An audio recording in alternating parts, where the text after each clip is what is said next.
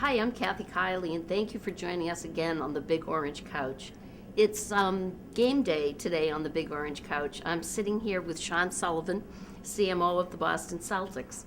Thank you for joining us on the Big Orange Couch. Good to be here. Thanks for having me. So this is kind of your pregame warm-up, and you're going to go in and you're going to speak to the CMO Breakfast Series to 200 of your closest fans. And while they're all Celtics fans, really the reason that they're here is to hear how you helped make the Celtics a global brand. Before you get into that, I'd like to get into the personal a little bit. How did you become the CMO of the Celtics? What was the path? It was really, I started out in college as a sports management major, looking to get into sports, and I couldn't get an internship with any of the four teams in Boston. But the old Boston Garden was closing down, and they needed tour guides. Oh. And so I just said, you know what, I'll drive down from New Hampshire every day, give tours of the garden, really just to get my foot in the door. And then, 16 years later, here I am. So it worked out.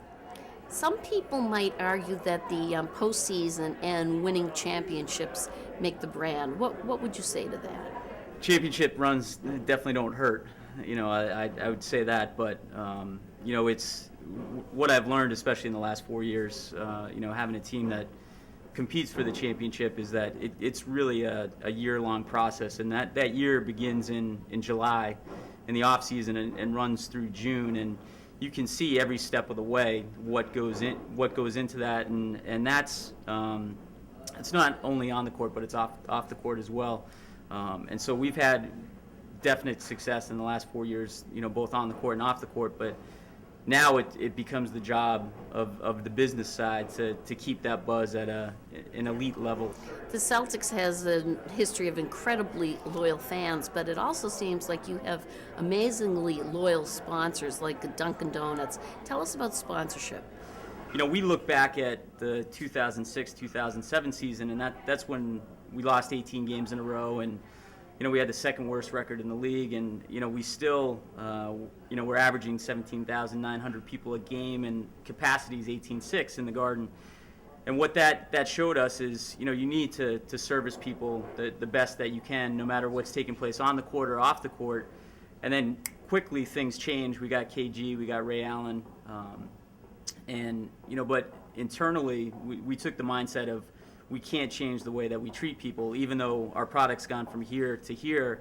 Our service has to stay at this level, which it's always been, and that's been beneficial to us, in both retention of sponsors and season ticket holders. Let's talk about the advertising a little bit. The ad campaigns that you put out seem to be an incredible success. Who is your marketing partner? So Allen & Gerritsen has been with us for a number of years, and they're a fantastic ad agency, really fun to work with, very creative, and the campaigns that we've had the last few years have definitely garnered a lot of attention. The Reloaded campaign was last season's campaign.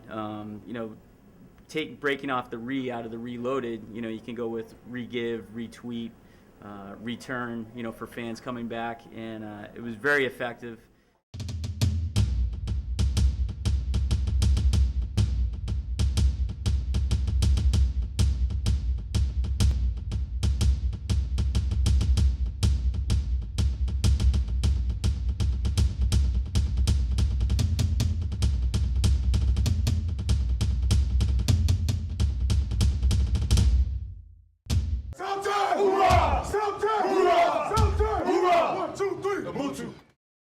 At the end of that Reloaded commercial, there's a little piece of music that they chant in the hall.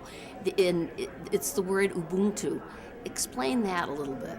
It was an African proverb that Doc Rivers found and brought to the team. And to break it down simply, it's, I can only be as good as all the other parts allow me to be. And then, you in turn can only be as good as everybody else around you allows you to be. So do you use that same Ubuntu concept when you're developing the marketing, where no player gets to rise above the other one? It's very important, which you see at the press conferences, that anytime we sign a player, and Doc and Danny stand up with that respective player, Doc always says, hold the Celtics name out, to the photographers, and he says it's always the name on the front of the jersey and not the name on the back of the jersey. And so we took that, as a marketing aspect to say, all right, let's focus on everybody on the team like we just signed off on our 2010-2011 yearbook, and we have 9 players on the cover, and we're probably going to be the only team in the NBA that features more than 3 players on the cover. And it's important because as much as guys say they don't recognize what is marketed off the court, they do, and they see that we're putting them out there as a team, and I think that's a strong message to them. And now, about a couple of days ago, a new campaign broke. Is that right? New campaign broke. It's all about 18, and that's for us, to signify it's all about getting the 18th championship, and that came together really after we signed Shaq this summer. And what we do is we listen to a lot of what the players and coaches say, and we know. I mean, we were 6 minutes away from winning the 18th championship last year, and that is a very difficult thing to overcome and get focused on for the next year. It's all about future. It's all about energy. It's all about 4 quarters. It's all about heart. Team. It's all about defense. It's all about desire. Desire. Passion. Green. Green. Fire. It's all about fire.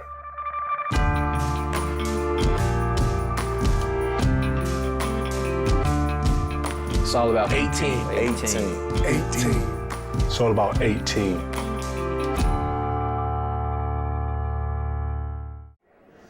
How do you measure the success of these campaigns? How do you know when they're really working? I would say across multiple platforms. It's ticket sales, it's sponsorships, and then it's the way the fan base embraces it, and that's via Facebook, Twitter, how our radio partner embraces it, television partner embraces it, seeing how much it's all about 18 is talked about on viral. blogs. Yeah, viral, exactly. And what we've seen thus far is people have really picked it up. We debuted the spot opening night against Miami, and the applause that it got, you could see people said, all right, this is what this team's about. And so are the creative teams sitting there watching the success with you and tweaking it as they need to? It's all about 18 was probably the 10th thing that we came out with, and there was a lot of what we do is we'll go sort of to the basketball side and say, hey, what do you think about this? What do you think about that? Because whatever we end up putting out, they're going to see it and hear it everywhere. So if it's something that they don't necessarily believe in, then it's not going to work for them. So we would give feedback to A&G. They'd come back with something, and it's really a collaboration of a lot of different minds and personalities that come up with the final product. Yeah, terrific. Well, I can hear the crowds gathering for the CMO Breakfast Series, which means it's almost game time for you. But we also have a T-shirt that we like to give out. We love giveaways at the Celtics. I know you do, and this is going to put you in very good company. Very few people get to wear this T-shirt. But it says, I sat on the big orange couch. Excellent. And we are delighted that you will have this, and hopefully we'll be seeing you in Situate with this shirt on. Thank you very so much much for joining us today, Shawn. Thank you. It's good to be here. And thank you for joining us again on the big orange couch.